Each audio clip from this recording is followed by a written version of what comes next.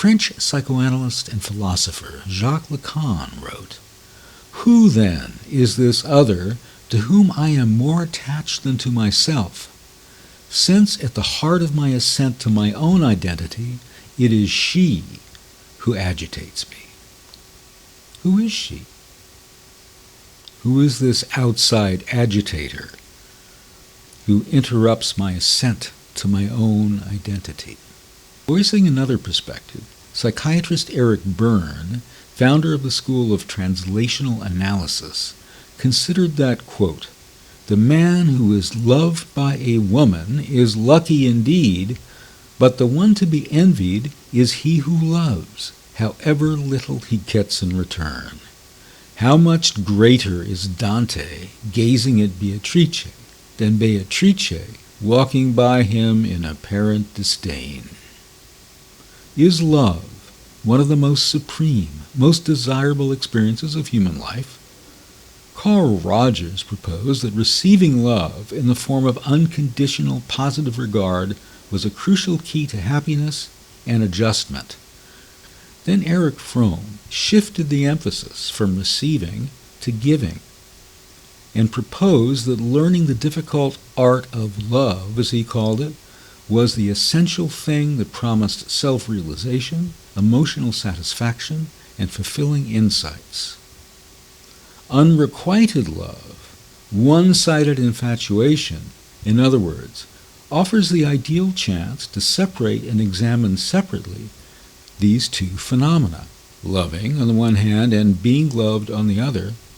Since in unrequited love, one person gives love and the other is loved. In their analysis of unrequited love, Roy F. Baumeister, Sarah R. Watman, and Arlene M. Stilwell write, "Perhaps neither loving nor being loved is enough. Only when they are combined in a relationship is there a significant chance for happiness."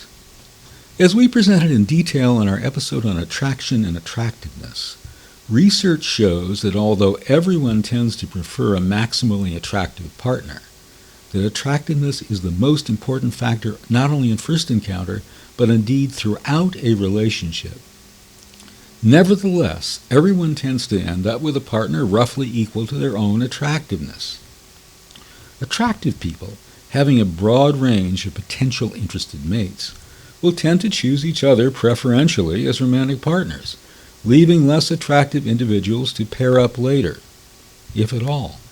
This mechanism requires, however, that the less attractive people will be disappointed in their initial attraction to partners more desirable than themselves.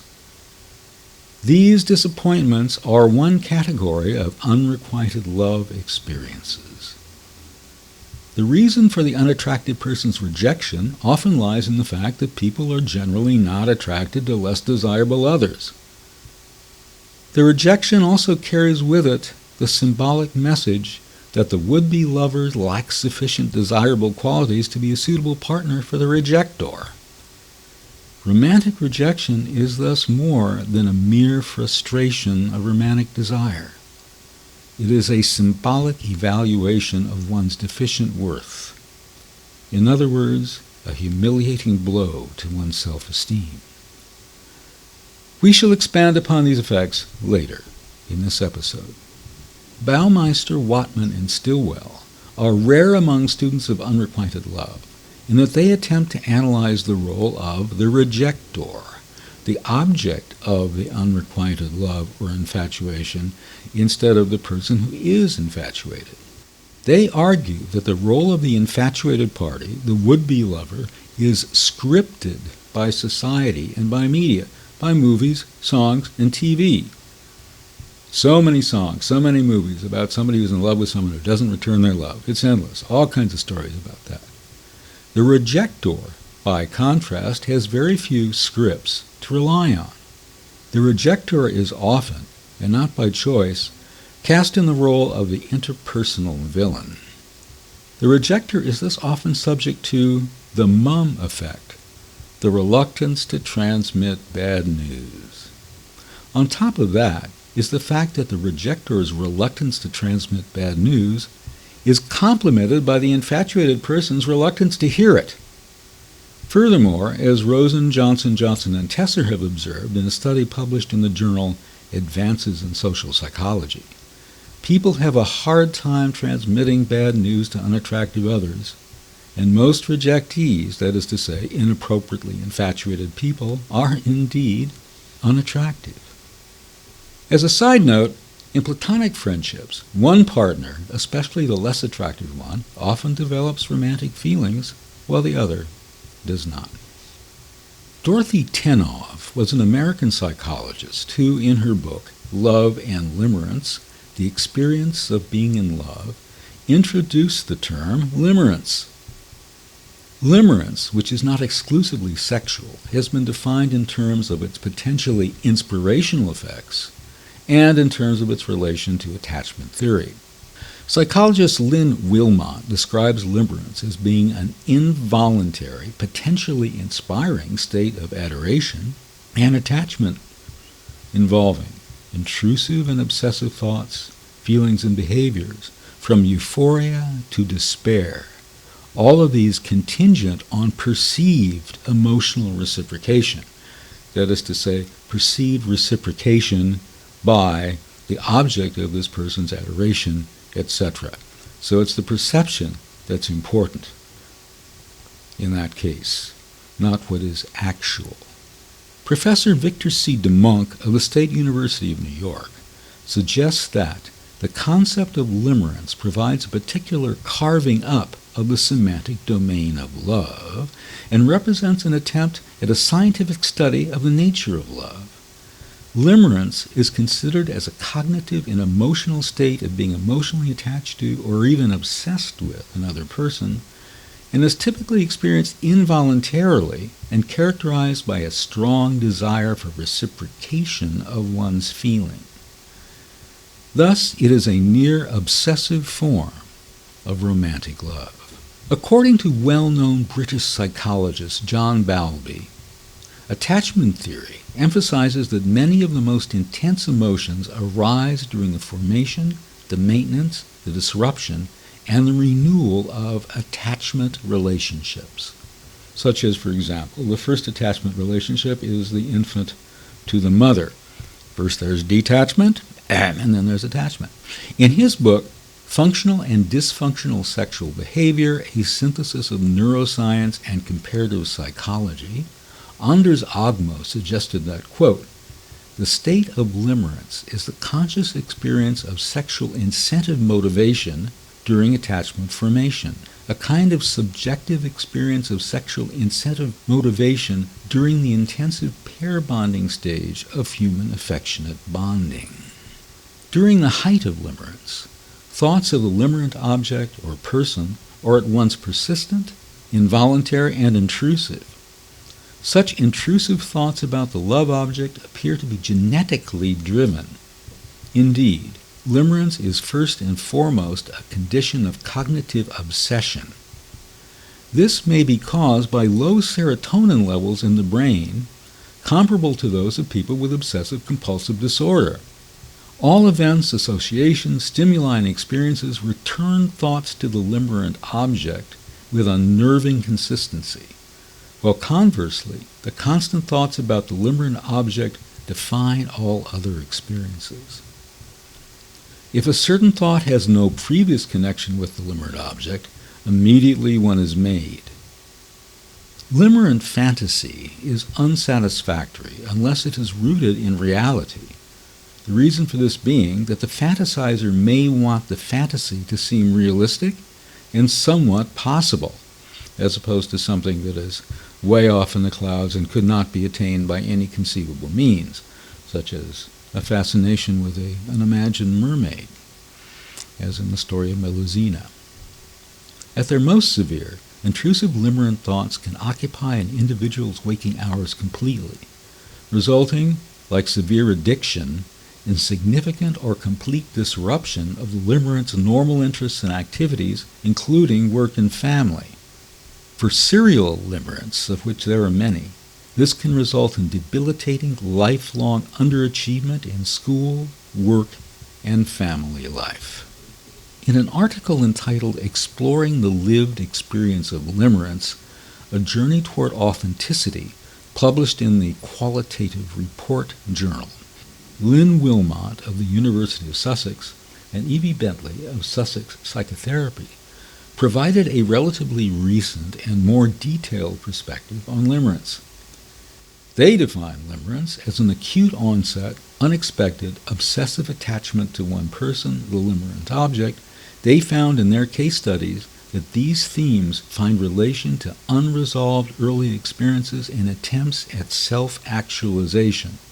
The limerent, the person who develops such infatuations, one-sided infatuations, is often a person with unresolved experiences and attempts at self-actualization.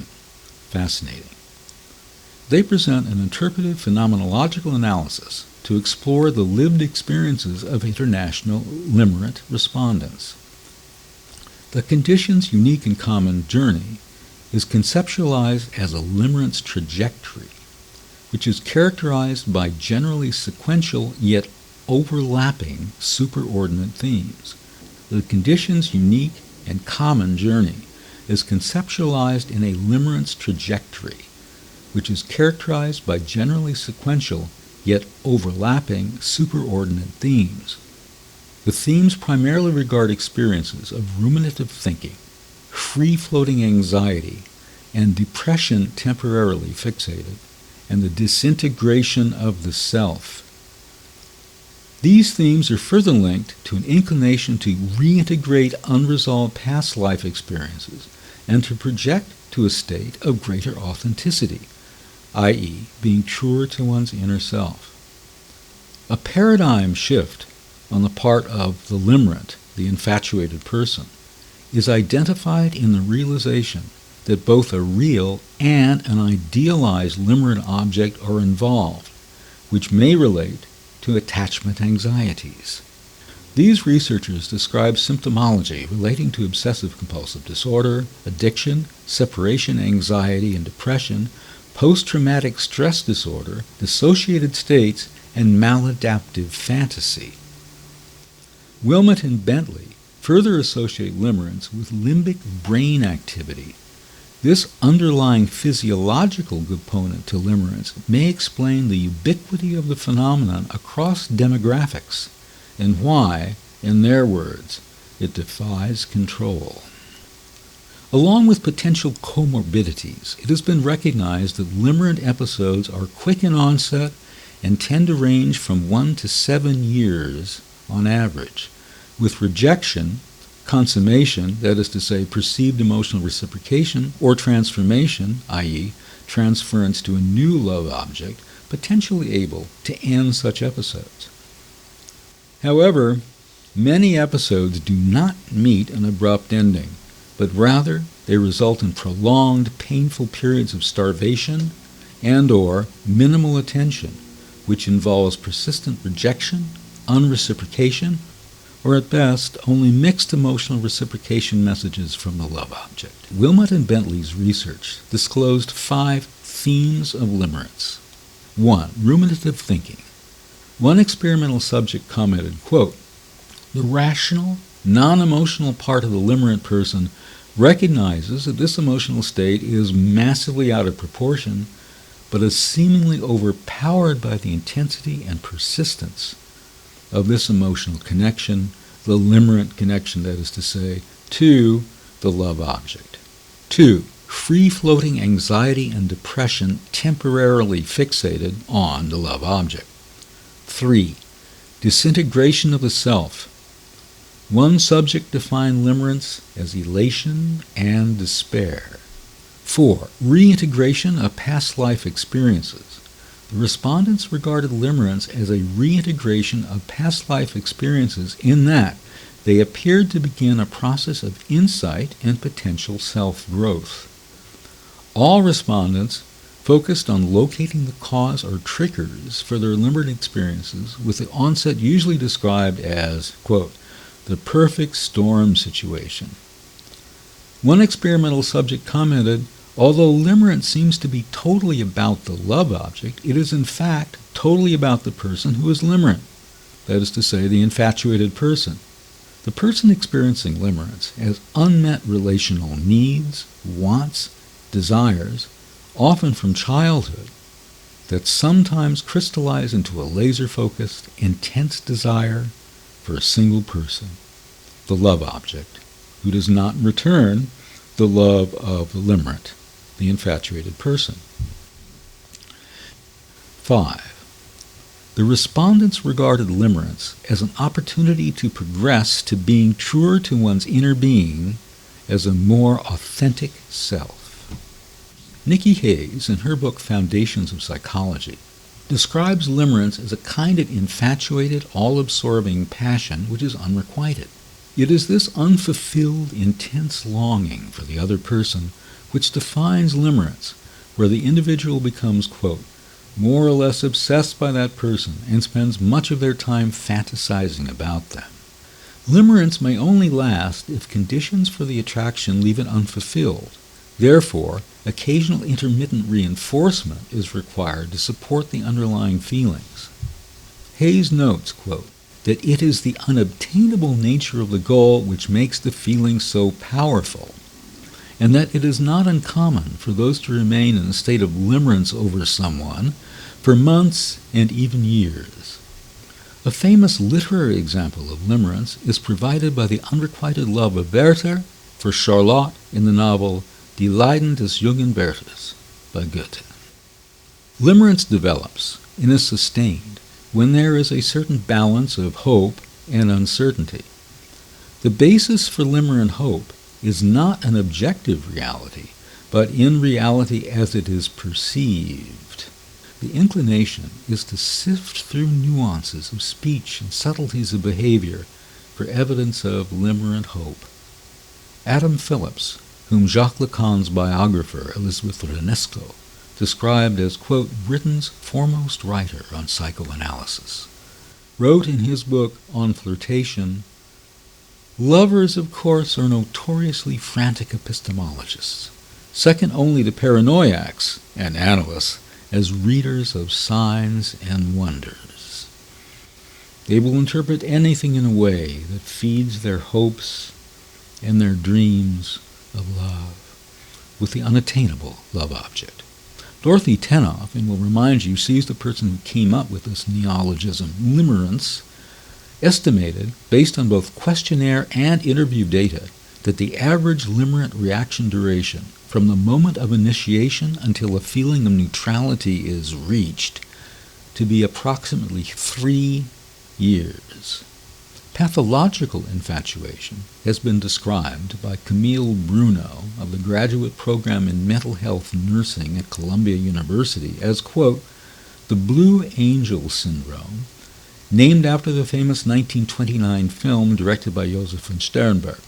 In that film, based on Heinrich Mann's novel Professor Unrat, Professor Filth, a professor played by Emil Jannings becomes obsessed by a sexy cabaret singer played by Marlene Dietrich. The film tracks the descent of a respectable academic into a cabaret clown and then, ultimately, into madness.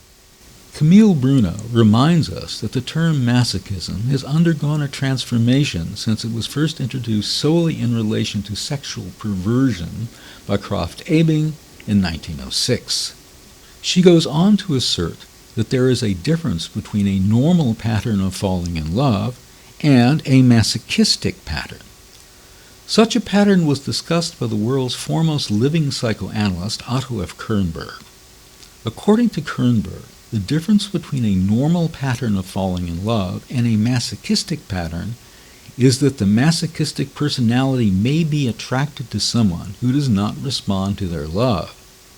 Kernberg goes on to observe that the neglect and sacrifice of all others except the love object, the total self-involvement, and lack of previously held commitment to other values manifests a sense of narcissistic gratification and fulfillment in the enslavement to the unattainable love object. To state this differently, the person who falls into a one-sided infatuation with someone who does not return his love in the same manner may well be a narcissist who views himself positively by virtue of his, as Kernberg puts it, enslavement to the unattainable love object. Strange, but true. Interesting observation, at any rate. Robert G. Bringle, Terry Winnick, and Robert J. Rydell conducted research on the nature and effects of one-sided infatuation, for which they prefer to use the term unrequited love. Unrequited love occurs when differences in the aspirations or the experiences of love result in a yearning for more complete love by one of the individuals in the relationship, or one might say in the non-relationship, as the case may be. They note that unrequited love has been found to be more prevalent amongst individuals who report an anxious/ambivalent attachment style and who were low on defensiveness. So those who are anxious and ambivalent about entering into an attachment relationship are the ones who are more likely to experience unrequited love, or as we've called it elsewhere, limerence. And the other characteristic of these people was that they were low on defensiveness, their defense mechanism, so-called, their ability to defend themselves against this type of emotion welling up in themselves for this possibly inappropriate person. They don't have the defensiveness that protects and shields them from this type of thing. So Bringle, Winnick, and Rydell, in their research, were focused on evaluating the question of whether or not unrequited love is a type of romantic love, and the ways in which unrequited love align with the attributes of romantic love. Is unrequited love, is infatuation love, or ain't it? That's their question. They conceptualized unrequited love as occurring in different kinds of relationships that are assumed to be located on a continuum of interdependence. There's that word again. Bearscheid and Amalazors posited that increasing interdependency creates stronger, more numerous, and more consequential expectations. That is to say, expectations that something consequential will develop out of this friendship, or if it's not even a friendship, if it's simply a infatuation based on, what should we call it, love at first sight. At any rate, a typical example one sees often is when an individual is infatuated with, that is to say, in unrequited love with, a person who is not interested in a physical, sensual love relationship. In this type of situation, the infatuated person will encourage his or her love object to be dependent on him, in the hope that encouraging this dependency will make the other party, the loved object, the object of limerence, to fall in love with them. Does it work? Sometimes, but not very frequently. In their 1993 study, Baumeiser, Whatman, and Stilwell found that about half of their enamored respondents reported diminished self-esteem and feelings of inferiority as a result of their plight. In their study, these researchers from the Department of Psychology at Case Western Reserve University explored unreciprocated romantic attraction by comparing narrative accounts. Unrequited love emerged as a bilaterally distressing experience, marked by mutual incomprehension and emotional interdependence. Would-be lovers look back with both positive and intensely negative emotions, whereas rejectors were more uniformly negative in their accounts. Unlike rejectors, would-be lovers believed that the attraction had been mutual, that they had been led on, and that the rejection had never been communicated definitively. Rejectors, on the other hand, depicted themselves as morally innocent, but still felt guilty about hurting someone. Many rejectors described the would-be lover's attempts as intrusive and annoying. Rejectors constructed accounts to reduce guilt, whereas disappointed lovers, the ones rejected, constructed accounts to rebuild self-esteem. Rejectors saw would-be lovers as self-deceptive and unreasonable. Would-be lovers, again meaning the individuals who were rejected, saw rejectors as inconsistent and mysterious. Baumeister, Whatman, and Stilwell conclude their study, published in the journal Personality and Social Psychology, with the following question, quote, "If mutual love is a fulfilling, ecstatic experience, why would someone refuse another's offer of mutual love? Why would someone turn it down?" They propose two, quote, "tentative responses," unquote, to this question. First, people are not indiscriminately guided by the wish for love, but rather they seem quite selective in whom they love. Being a vaguely suitable partner with earnest affection is far from enough to elicit reciprocal love. And second, even when the aspiring partner, the infatuated person, is judged unsuitable and his or her love is refused, the rejector often finds the experience aversive and distressing. To refuse love, even unwanted love, seems to violate some deeply rooted and widespread aspect of the human personality, of what it means to be human. To return to the psychological correlates of one-sided infatuation, a 1991 study by Veronica Fisk and Christopher Peterson found a positive association between depression and unrequited love. In 1938, Sándor Radó, who characterized depression as the great despairing cry of love, proposed that depression was reflected in particular attitudes toward love objects, that is to say, partners or imagined potential partners. He specifically hypothesized that depressives were dependent, self-sacrificing, angry, and unrealistic in their intimate relationships. These hypotheses were strongly confirmed by Fisk and Peterson. In their study, young adults, either high or low in depressive symptoms, responded to a questionnaire asking them to describe their past romantic relationships. These researchers learned that respondents with depression more often recalled being hurt by former partners than did respondents without depression, were more characteristic of unrequited love relationships than equal, reciprocal love relationships. In results published in Psychology, a journal of human behavior, Donald Smith and Marianne Hochland found that greater depression and anxiety and lower self-confidence and well-being were more characteristic of unrequited love relationships than they are of equal reciprocal love relationships. Therefore, feelings of inferiority were expected to be greater for unrequited love than for equal love, that is to say, requited love. But the more interdependent types were expected to engender greater feelings of inferiority due to the greater sense of rejection and lack of fulfillment inherent in them. Imagine the following sitcom scenario. Charlie, well, old Charlie is a competent guy of below average attractiveness. And Charlie becomes infatuated with Sue, a highly attractive woman.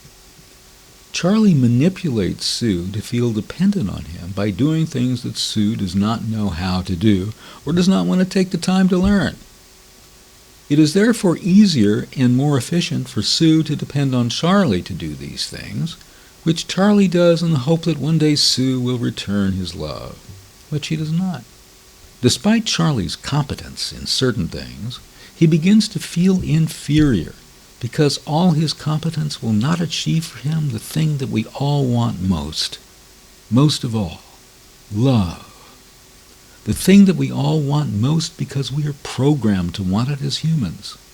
We are also programmed to desire a fulfilled and fulfilling sensual life, which again, all of Charlie's competence can never bring him. Well, maybe that's not a sitcom after all. We have to change this pitch if we're going to sell it to Netflix or one of those people. Gosh, I'm putting on my movie producer hat again. All right. The results of the experiments conducted by Bringle, Winnick, and Rydell describe unrequited love as a relationship providing low rewards and relatively high costs. Thus, the frequency and persistence of unrequited love may be better understood in terms of the long-term promise for outcome rather than terms of immediate payoffs. As the song warns, you're nobody till somebody loves you. That message represents a powerful motivator if persons believe that they are fundamentally deficient without love and that they can only become whole through love. Somewhere there is a fairy tale or a myth that is a little bit like The Princess and the Frog. I think that's the name of it. The frog goes around feeling that he will not turn into a handsome prince and be a real fulfilled human being and not, just a frog. Not that frogs are so bad. Until the beautiful princess falls in love with him. But the trick is the princess has to fall in love with the frog before he can transmogrify into the handsome prince. And that's a tough one.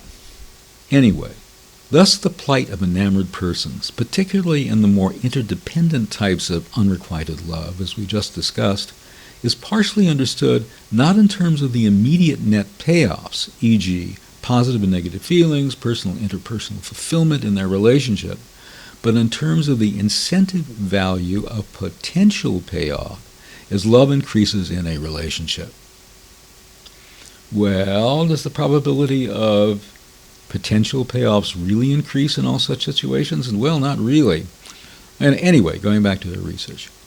Therefore, the perceived desirability or value of the potential romantic relationship, the perceived probability of having a romantic relationship, and desirability of the state or benefits to the self of the potential relationship were each independently important for understanding the motivation to enter into and maintain an unrequited love relationship.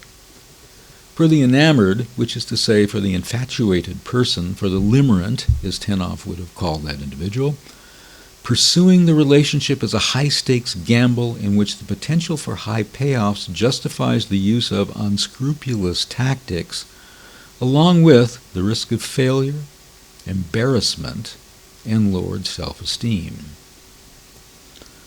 On a lighter note, by golly, we've all been wanting one of those. In an article published in the Journal of Social Psychology, Kimberly K. McClanahan, Joel A. Gold, Ellen Lenny, Richard M. Rickman, and Gordon E. Kullberg designed an experiment through which they attempted to increase understanding of the love is blind phenomenon. Ever heard of that one, love is blind?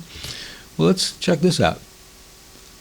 Male undergraduates were exposed to, quote, infatuation induction, unquote, with an attitudinally dissimilar but extremely attractive female undergraduate.